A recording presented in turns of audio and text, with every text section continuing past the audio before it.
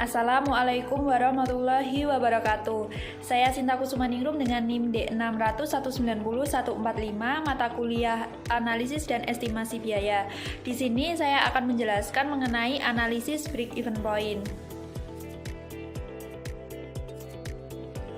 Yang pertama yaitu mengenai definisi. Definisi break-even point. Menurut Supriyono, break-even point atau sering disebut dengan impas atau peluang pokok merupakan suatu keadaan perusahaan di mana besarnya jumlah total penghasilan sama dengan jumlah total biaya yang dikeluarkan oleh perusahaan atau rugi labanya sama dengan 0. Break-even point atau impas merupakan suatu keadaan yang dialami oleh perusahaan di mana tidak mendapatkan penghasilan setelah perusahaan tersebut mengeluarkan biaya-biaya yang digunakan untuk memenuhi kegiatan produksi. Dengan kata lain, jumlah total pendapatan sama dengan total biaya. Selanjutnya yaitu analisis break-even point. Analisis break-even point atau titik impas merupakan suatu cara yang digunakan oleh manajer perusahaan untuk mengetahui atau untuk merencanakan pada volume produksi atau volume penjualan. Selanjutnya yaitu manfaat break-even point. Manfaat break-even point bagi manajemen perusahaan yang pertama yaitu mendesain spesifikasi produk, menentukan harga jual per satuan, menentukan target penjualan dan penjualan minimal, memaksimalkan jumlah produksi dan penjualan, dan yang terakhir yaitu merencanakan laba yang diinginkan serta tujuan lainnya. Selanjutnya yaitu keterbatasan analisis break-even point. Ada beberapa keterbatasan yang perlu diketahui dalam analisis break-even point. Di antaranya yaitu hubungan biaya, volume, laba diasumsikan meningkat secara linier. Kurva total pendapatan atau kurva penjualan diasumsikan meningkat secara linier sesuai dengan volume output. Diasumsikan perpaduan antara produksi dan penjualan relatif tetap.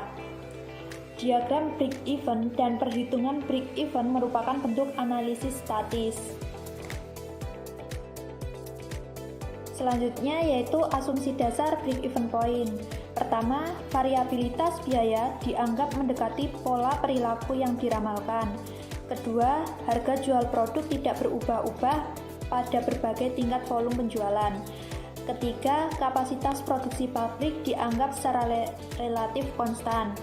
Yang keempat, harga faktor-faktor produksi dianggap tidak berubah. Yang kelima, efisiensi produksi dianggap tidak berubah. Yang keenam, perubahan jumlah persediaan awal dan persediaan akhir tidak berpengaruh.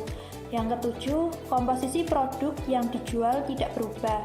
Dan yang terakhir yaitu satu-satunya faktor yang mempengaruhi biaya yaitu volume.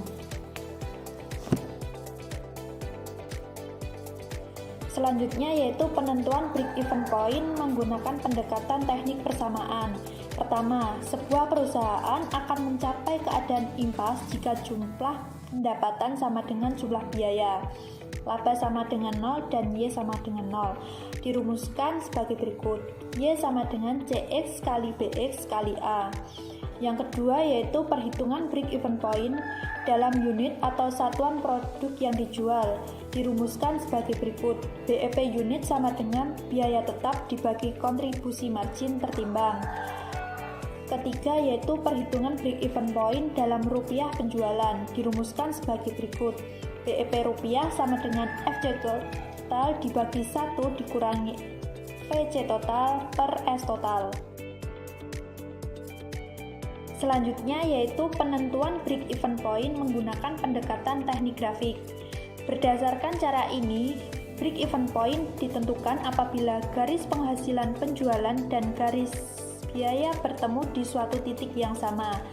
Dengan kata lain, break-even point terletak pada perpotongan antara garis penghasilan penjualan dan garis biaya.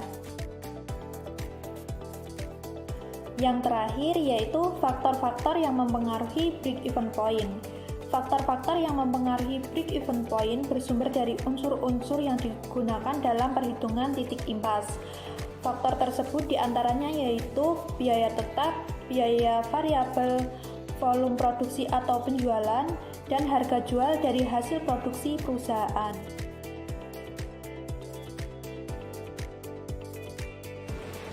Mungkin cukup sekian mengenai penjelasan analisis break even point yang dapat saya sampaikan.